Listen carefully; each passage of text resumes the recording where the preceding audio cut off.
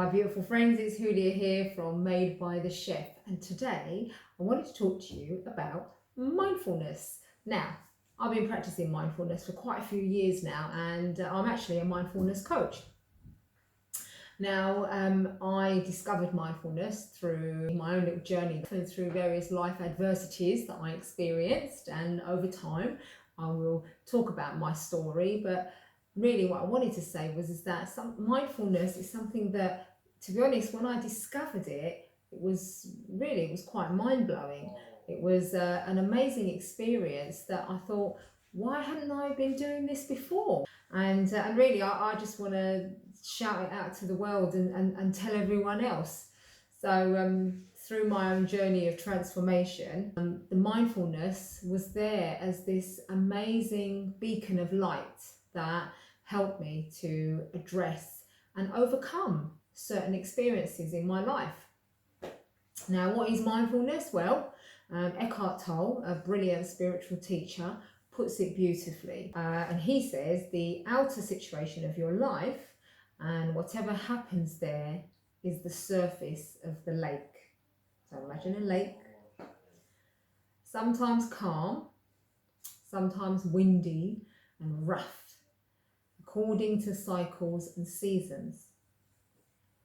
Deep down, however, the lake is always undisturbed. You are the whole lake, not just the surface. Now, if you let that sink in for a little bit, really, essentially, what mindfulness is about you being in the present moment, paying attention to the present moment, an experience that you're having, but allowing yourself to be spacious and open-hearted. So mindfulness is an awareness of your thoughts, but you don't let those thoughts control your reaction. So you're not letting it control how you then go on to behave. You know, have you heard of monkey mind? You know, where everybody's got this chatter in their heads, and you know, even you could be doing the most menial task, anything, and your mind is just whirring with a constant train of things just going through it. Oh, how about this? And he said that, and she said this, and oh, I've got to do this, and oh my God, I've got to ring this person, and I've got to do that next week, and oh God, guess what he said to me last week? And you know, that is having a monkey mind. That is having a mind that's controlled by thoughts and all kinds of thoughts. And you know, we can't stop the thoughts. We can't stop the things coming in our heads. What we can do is be aware of them. Be aware of our emotions, of our feelings. So you're not allowing yourself to be in a constant state of reactivity. So imagine if someone makes you angry. You know, imagine someone says something to you that you don't like, right? That upsets you. So immediately you've got these emotions going on inside your body, things happening to you. And you're thinking, what is that? See, the thing is, the minute you give thought to that emotion is when you are likely to react. If you stop, take a step back, and just stop for a minute in that present awareness. Make yourself aware, but almost like you're taking yourself away, out of that experience. So make yourself aware that you're feeling that emotion, but don't then start giving thought to that emotion.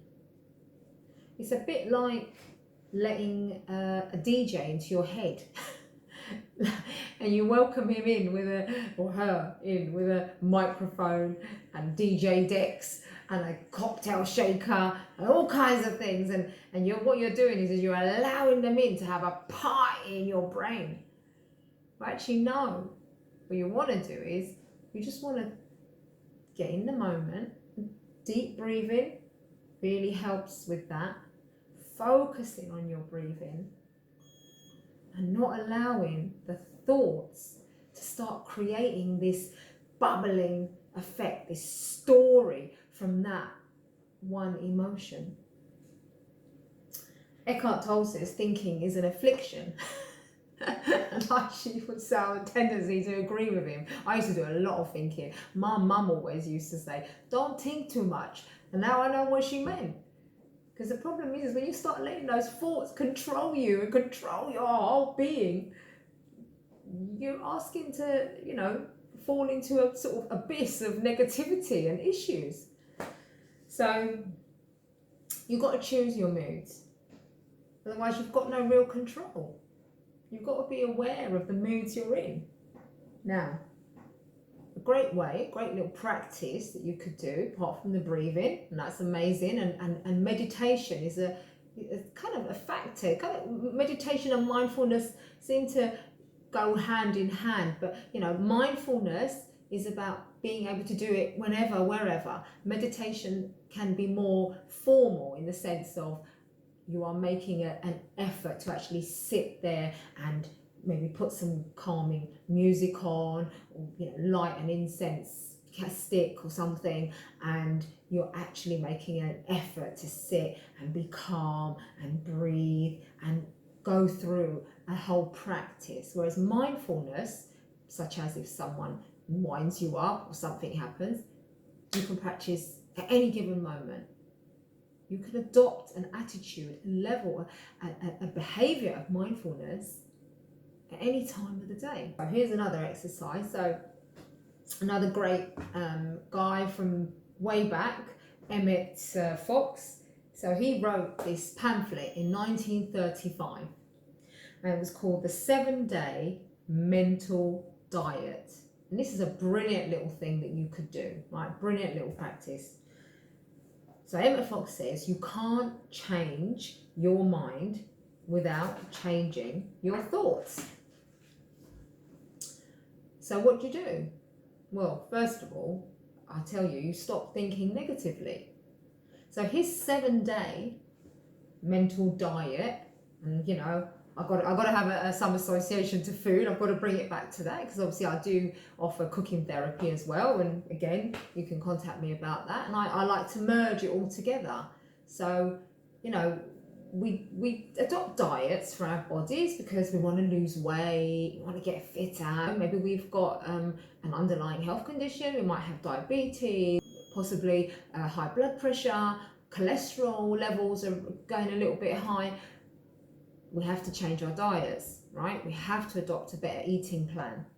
Otherwise, our bodies will essentially react. Okay, that's what they're doing. Our body's telling us, listen, you got to do something.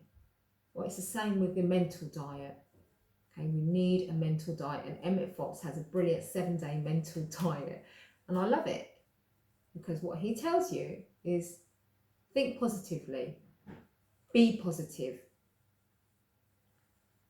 all the time for 7 days straight. Don't let negative thoughts in your head. And if you do, and you start getting sucked into an abyss of negativity, you have to start all over again. Now I know it does sound hard, and it's not meant to be easy, right? So what you do is you have to, it's a habit. Okay, that's what it is. It's a habit. You're adopting a habit of positivity. You're adopting a habit of changing your brain, changing the way your brain thinks. So obviously all these thoughts and things that come in your head, so as Eckhart Tolle says, you have to almost separate yourself from those thoughts. Step back. Because really, ultimately, what are we all looking for? We're all looking for that happiness and joy within ourselves. And happiness and joy is there. It is in ourselves. It's just the thoughts that get in the way. So, as Emmet Fox says, don't listen to gossip. Don't watch the news. Don't read the media doom and gloom. Surround yourself with positive people. Surround yourself with positive thoughts and positive affirmations and wonderful things like nature and great food and friends and family. Be positive. Watch a fun, happy, feel-good movie. And of course, you know, we can't control what happens in life, okay?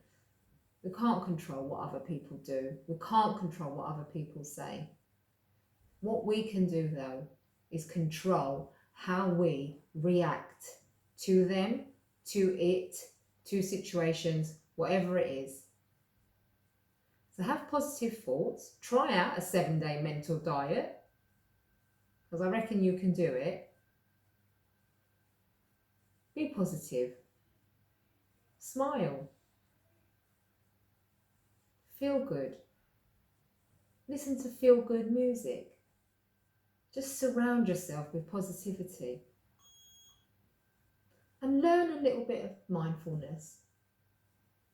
Practice just being without allowing your emotions, without giving them thought and allowing them to get the better of you.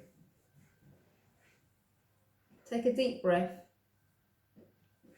Do it a few times. Go for a walk in nature.